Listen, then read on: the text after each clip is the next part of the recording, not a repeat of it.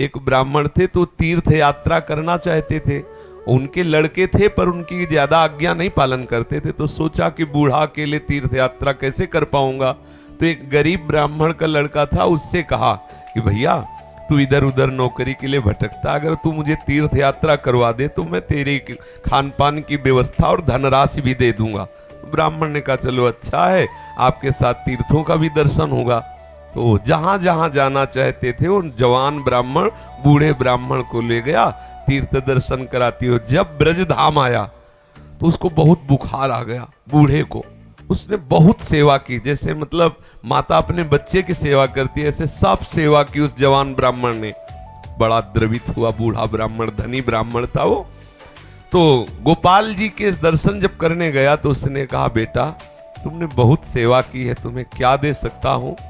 मेरे एक बेटी है, बहुत सुंदर है बेटी और बहुत धन संपत्ति है, मैं तुम्हें दूंगा।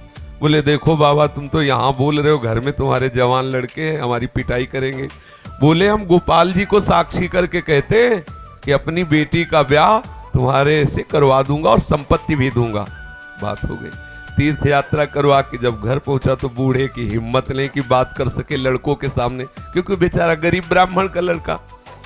महीना भर सोचता रहा कि कभी न कभी तो सूचना दे, वो तो सूचना नहीं। तो घर गया उनके और बोला देखो बाबा आपने कहा था कि तुम्हारा लड़कों ने धक्का लगाया और 2-4 थप्पड़ लगाए कि तेरी सामर्थ्य क्या है कि तू मेरी बहन से ब्याह करने की बात सोच सके। बोले नहीं बाबा ने कहा था।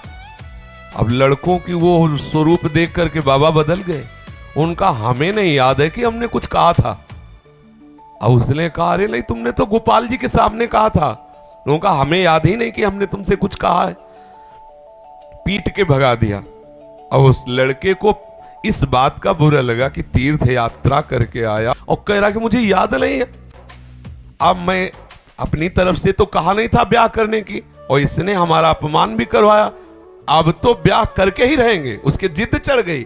उसने पंचायत बुलाई और पंचायत में कहा कि इसने हमें तीर्थ यात्रा के लिए प्रेरित किया, तीर्थ यात्रा ले गया, मैंने इसकी सब सेवा की, इसने ठाकुर जी के सामने मेरे ब्याह की बात कही।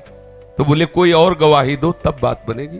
बोले गवाही में तो केवल हम ही और ये बुढ़ा और ठाकुर जी थे। तो बोले अब भाई गवाही तो दो में क्या, तुम जो कह रहे हो कि इन्होंने कहा वो कह रहे नहीं कहा, तो तीसरा चाहिए। वो तीसरे में तो ठाकुर जी थे। तो बोले अगर गवाही दे दें तो ब्याह हम जबरदस्ती करवा देंगे। पंचायत पहले लगती थी गांव में, जैसे होता है ना न्यायालय, तो छोटा मोटा न्यायालय समझो गांव का। पंच लोग जो निर्णय कर देते थे फिर वही होता था। तो बुढ़े से कहा तो बुढ़ा राजी हो गया, क्योंकि उसे पता था गोपाल जी थोड़ी आएंगे। उसने कहा अगर गोपाल जी कह दें पंचों के बीच में आके कि हाँ हमारे सामने ब्याह की बात हुई थी, तो अब किसी की बात नहीं मानेंगे, हम ब्याह कर देंगे। लड़के भी राजी हो गए, क्योंकि सबको पता था कि कोई ठाकुर जी मूर्ति थोड़ी चल के आएगी। और उसने मूर्ति नहीं माना था, उसने साक्षात ठाकुर जी माना था। आया वृंदावन और ठाकुर जी का शयन हो गया था। अब वहां से अब वो बहुत परेशान कि अब कल तक हम रुके फिर ठाकुर जी से बात करें, तो ऐसा। अब दरवाजा बंद थे, खटखटाया, क्योंकि उसके लिए मूर्ति थोड़ी है, और कहा सुनो गोपाल जी हम तुमसे ये पूछने आए कि वो जो वृद्ध ब्राह्मण था उसने कहा था कि नहीं तुम्हारे सामने ब्याह की बात। 2-4 बार आवाज लगाई तो वहां से तो कोई उत्तर नहीं आया। फिर बहुत जोर से बोला भड़बड़ा के देखो हम तुम्हें चैन से सोने नहीं देंगे, हम पैदल चल के आए, भूखे हैं, और आप ब्याह की समस्या है और आपको इसका उत्तर दे। छोटी मोटी बात होती तो छोड़ देते, ब्याह की बात है। ठाकुर जी ने अंदर से कहा मूर्ति कहीं चलती है वहां चल के, जब बोले मूर्ति बोलती तो चलेगी क्यों नहीं। ठाकुर जी फंस गए। ठाकुर जी ने अंदर से कहा कि कहीं मूर्ति वहां जाके थोड़ी उड़ीसा में वहां जाके साक्षी थोड़ी देगी, मूर्ति चलती थोड़ी है। बोले महाराज जब मूर्ति बोलती है तो चलेगी क्यों नहीं। अब ठाकुर जी विवश हो गए। ठाकुर जी बाहर निकल के आए और सब सेवक लोग सुला के गए थे। समझो कितना भाव में दम है। उसने देखा बहुत सुंदर गोपाल जी साक्षात ठुमुक ठुमुक कर करके आए, नौ किशोर।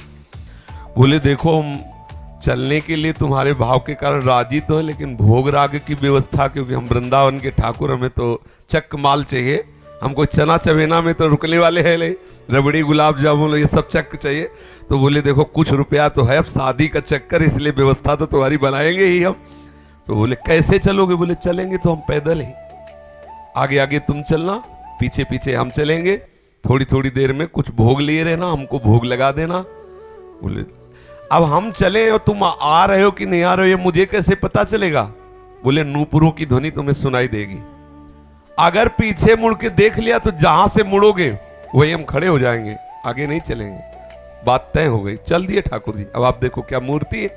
अब वो बीच बीच में भोग लगाता हुआ जब अपने गांव के नजदीक पहुंचा तो सोचा केवल नूपुरे बज रहे हैं कि आ भी रहे हैं। मुड़ के देखा तो ठाकुर जी खड़े। बोले चलो, बोले अब नहीं, अब सबको लिवा के यहीं लाओ क्योंकि हमारा तुम्हारा वादा था। तो बोले कोई बात। गांव में दौड़ता हुआ गया, सबसे हल्ला मचा, वृंदावन के ठाकुर पधारे साक्षी देने के लिए। अब तो भीड़ इकट्ठा, साक्षात ठाकुर। अब सब पंच आ गए, तो अब पंचों के सामने बुढ़े को कुछ बोलने की हिम्मत नहीं रही।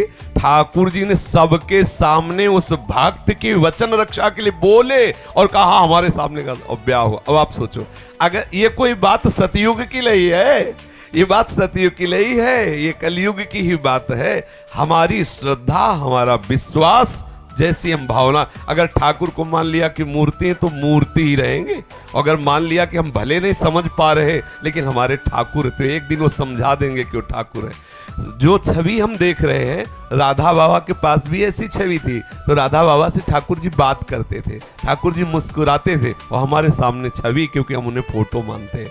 कभी फोटो और ये बात ना माने कि मूर्ति वो साक्षात है, ऐसी भावना करे तो अनुभव में आने लगेगा कि ठाकुर साक्षात है। जी।